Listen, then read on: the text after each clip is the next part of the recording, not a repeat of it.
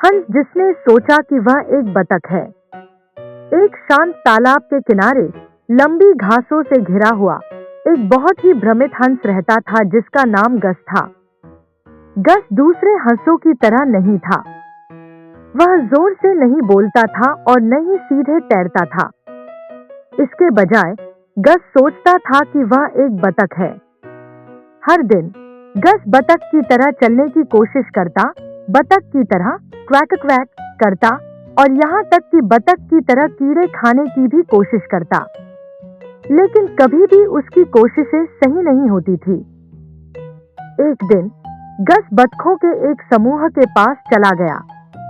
उसने अपनी सबसे अच्छी बतख की आवाज में कहा, क्वैक क्वैक। बतखों ने हंसते हुए कहा, गस, तुम हंस हो, तुम क्यों बतख बनने की कोशिश कर रहे हो? गस ने गर्व से अपने पंख फड़फड़ाए और कहा, नहीं नहीं, मैं एक बतख हूं, मेरी चोंच देखो। एक छोटी सी बतख जिसका नाम डेजी था, उसने सिर हिलाते हुए कहा, तुम्हारी चोंच हंस जैसी है और तुम बतख से बहुत बड़े हो। लेकिन गस को यकीन नहीं हुआ। उसने बतखों की तैरने की दौड़ में शामिल होने का फैसला किया। उसने अपने पंख फैलाए, पानी में छलांग लगाई और जितनी तेजी से हो सके तैरने की कोशिश की। बतखें पानी पर आसानी से तैर रही थी, जबकि गस हड़बड़ाकर पानी में छप छप कर रहा था, जिससे चारों ओर लहरें बन रही थी। वह बतख की तरह तैरने में इतना व्यस्त था कि उसने सामने का बड़ा कमल पत्ता नहीं देखा। धप्पा! गस उसके नीचे फिसल गया।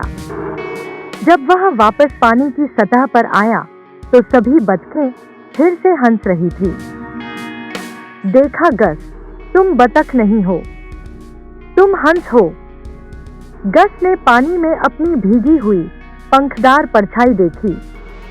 उसकी लंबी गर्दन, बड़े पैर और फैले हुए पंख सब यही कह रहे थे, वह वास्तव में एक हंस था।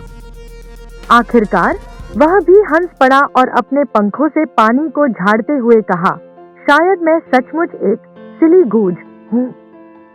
उस दिन के बाद गस ने बतख बनने की कोशिश करना बंद कर दिया और हंस होना स्वीकार कर लिया। वह जोर से बोलने लगा, बड़े बड़े चक्कर लगाते हुए तैरने लगा और उसने बतखों को यह सिखाया कि खुद पर गर्व कैसे किया जाता है। शिक्षा, चाहे आप थोड़े अलग क्यों न हो, खुद पर गर्व करें।